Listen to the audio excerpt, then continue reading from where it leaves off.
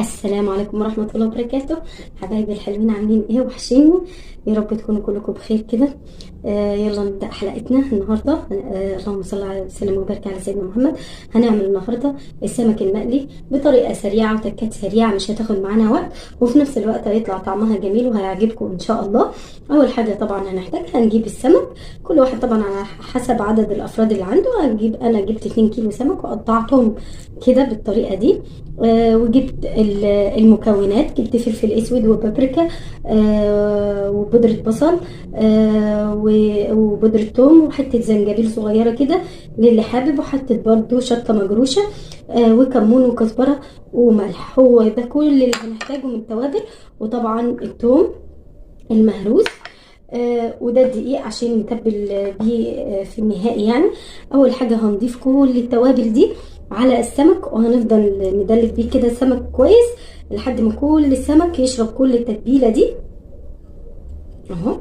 نخلط كل المكونات دي مع بعضها ونضيفها على السمك زي ما قلنا.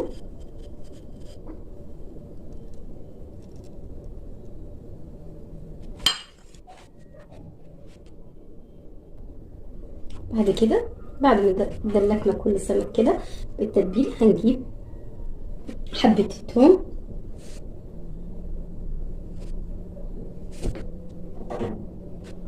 هنجيب الثوم بالطريقه دي برضو، نحطه على السمك ونتبله بالشكل ده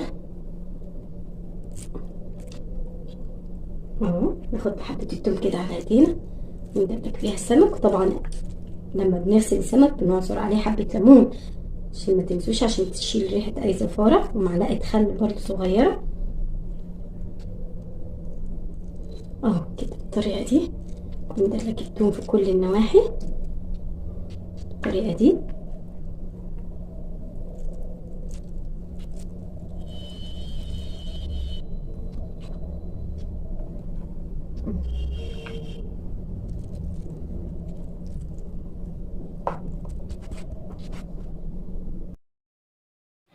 وبعد ما تبلنا السمك بالطريقه دي بكل التوابل، هنجيب بقى بعد كده الدقيق، نحطه كده بالشكل ده.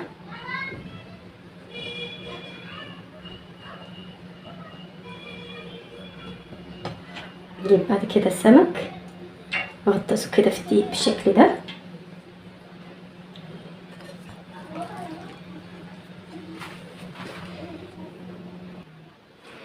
بس كده بالشكل ده. بعد ما خلصنا كل الكمية من السمك وتبلناها بالدقيق، هناخد السمك وهنطلع على الزيت السخن. وبعد كده هنجيب طاسة ونحط فيها طبعا الزيت زي ما قلنا، زيت مغلي كده. انا حطيت الزيت من بدري وسبته لغاية ما يغلي. هننزل بأول قطعة سمك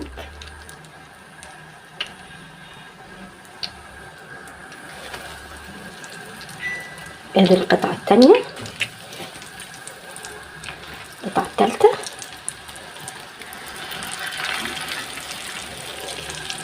ادي القطعة الرابعة. حطينا 4 قطع وهنقليهم، وهوريكم الشكل النهائي هيبقى شكله ازاي اهو. شايفين اخد اللون الذهبي الجميل بتاع السمك، وقلبته على الناحية التانية. هنخلص كل الكمية اللي عندنا اللون الذهبي الجميل، اللون الذهبي الجميل. شايفين جميل ازاي؟ اللهم صل وسلم وبارك على سيدنا محمد. خلصنا كل الكميه اهو. ادي السمك وجمال، شايفين لونه ذهبي وحلو وجميل ازاي؟ شايفين ما شاء الله تبارك الرحمن، ما شاء الله. اللهم صل على النبي. يا رب تبقى وصفتي خفيفه وسريعه وعجبتكم.